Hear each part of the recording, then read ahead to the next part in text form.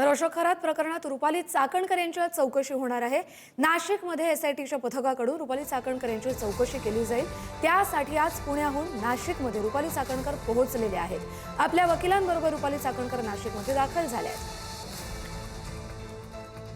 तर अशोक खरात हे प्रकरण आहे ना, हे दाबण्याचाच एका बाजूला प्रयत्न चाललेला आहे ऍक्च्युअली, कारण तिथे अनेकांना सह आरोपी करायला पाहिजे ते केलेलं नाहीये।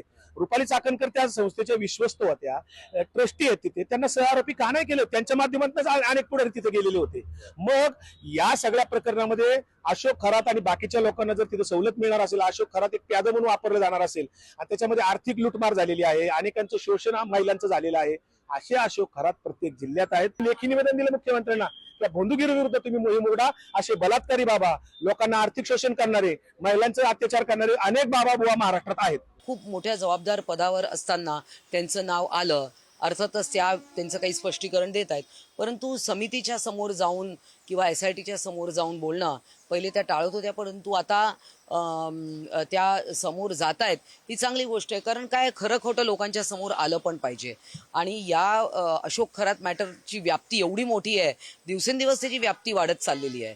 आता शिर्डीच्या जमीन घोटाळ्यांचं येत आहे, खूप काही नवनवीन खुलासे समोर येत आहेत, नवीन नवीन FIR त्यांच्यावर होत आहेत आणि त्यामुळे हा सगळा विषय जो आहे त्याचा निश्चितच महिलांना न्याय देण्यासाठी या विषयाचा छडा लागला पाहिजे। चाकणकर सामान्य व्यक्ती असत्या तर कधीच अटक झाली असती। खराच्या ट्रस्टवर असून कारवाईमध्ये दिरंगाई केली गेली असा आरोप रुपाली ठोंबरे पाटील यांनी केला आहे।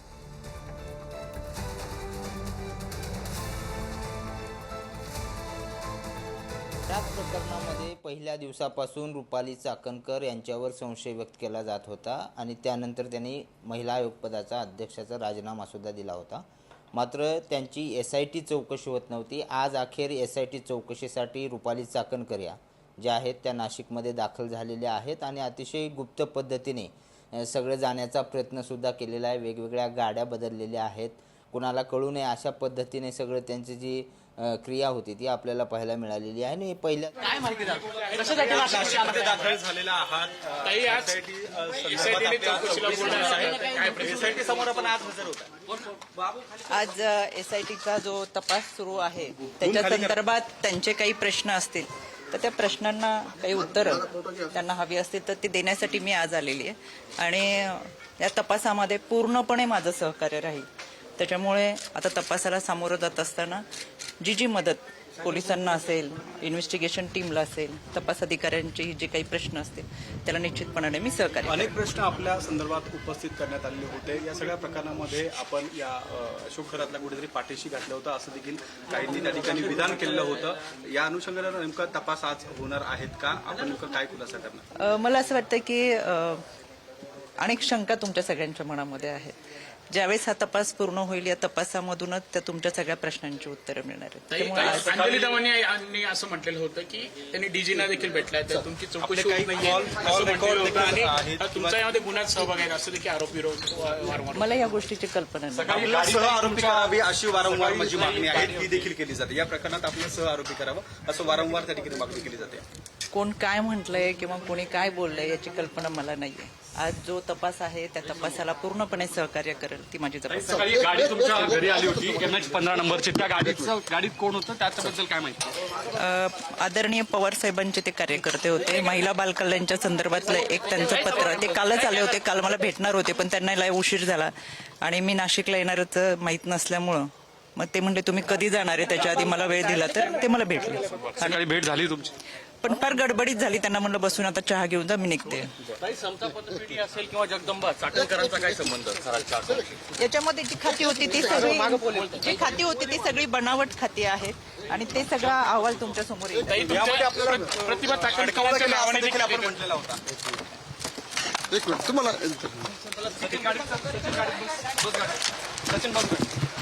तर स्वतः रुपाली चाकणकर यांची प्रतिक्रिया आपल्या समोर आलेली आहे। मी तपासात पूर्ण सहकार्य करेन, पोलीस अधिकारी सगळ्यांना मी त्यांच्या प्रश्नांची उत्तरं नीट देईन। आणि तपास पूर्ण झाल्यानंतरच तुमच्या प्रश्नांची उत्तरं मला देता येतील असं रुपाली चाकणकर म्हणालेले आहेत. कोण काय बोलतंय, कोण काय आरोप करतंय या संदर्भात मला काही कल्पना नाहीये. आज जी सकाळी त्यांच्या पुण्यातल्या निवासस्थानी नाशिक पासिंगची गाडी आली होती त्या संदर्भात आमचे प्रतिनिधी ज्ञानेश्वर चौतमल यांनी त्यांना प्रश्न विचारला. तर त्यांनी असं सांगितलं की ते पवार साहेबांचे कार्यकर्ते होते, कालच त्यांची भेट होणार होती, पण ती भेट काल काही कारणांमुळे झाली नाही. त्यामुळे आज रुपाली चाकणकर सकाळी निघणार होत्या त्याआधी म्हणून त्यांची पुण्यातच भेट झाल्याचं कळतंय. त्यामुळे ती गाडी त्यांच्या निवासस्थानी आली होती. तर त्याच संदर्भात त्याबरोबरच जी खाती समोर येत आहेत तर ज्यात आर्थिक गैरव्यवहारासंदर्भात अशोक खरात आणि चाकणकर यांची नावं जोडली जात आहेत, ती खाती सगळी बनावट आहेत आणि त्याचा अहवाल तुमच्या समोर आहे अशी प्रतिक्रिया देखील रुपाली चाकणकर यांनी दिली आहे. नाशिकमध्ये रुपाली चाकणकर यांची आज SIT चौकशी होतीये. या SIT चौकशीसाठीच रुपाली चाकणकर नाशिकमध्ये पोहोचलेले आहेत. त्यांची प्रतिक्रिया आपण नुकतीच ऐकली आहे. अधिक अपडेट घेऊया आपले प्रतिनिधी ज्ञानेश्वर चौतमल यांच्याकडून. ज्ञानेश्वर, सध्या त्यांचा ताफा कुठे निघालाय? चौकशीसाठी चाकणकर रवाना झाल्यात का?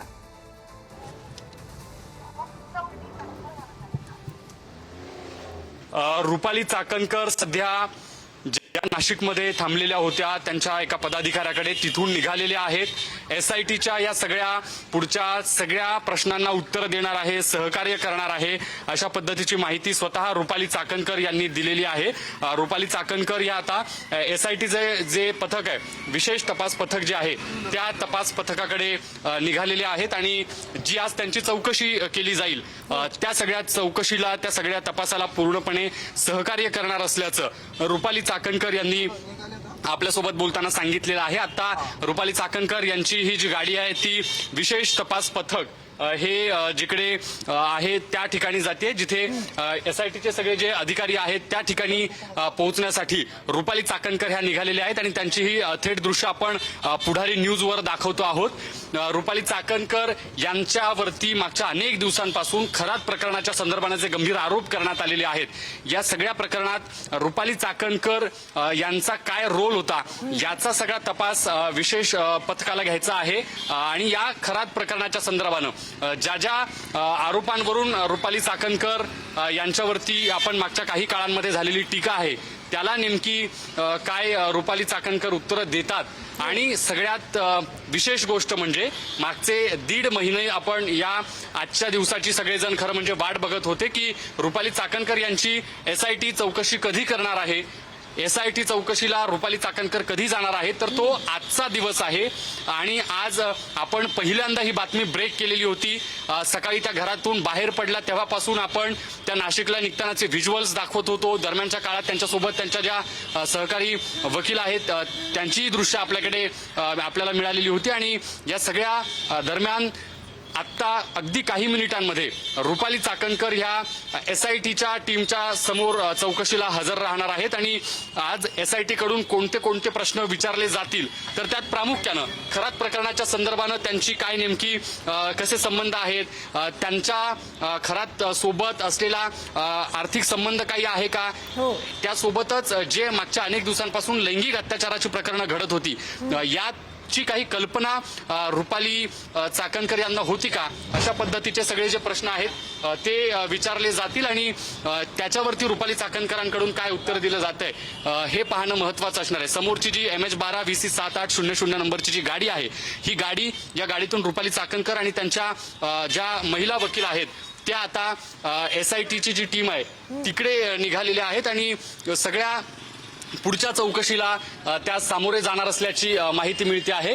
आता अगदी काही वेळात SITची जी टीम आहे ती रुपाली चाकणकर यांची चौकशी जी आहे ती या ठिकाणी करेल आणि या सगळ्या चौकशीतून काय नेमकी माहिती मिळते हे पाहणं महत्वाचं असणार आहे.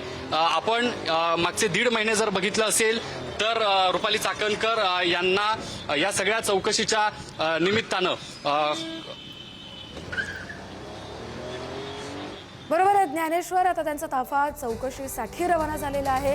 नाशिकमध्ये रुपाली चाकणकर पोहोचल्यात. SIT चौकशीला थोड्याच वेळात सुरुवात होईल. त्याचे देखील अपडेट तुमच्याकडून घेणार आहोत. तुर्तास धन्यवाद तुम्ही दिलेल्या या सगळ्या आढाव्यासाठी.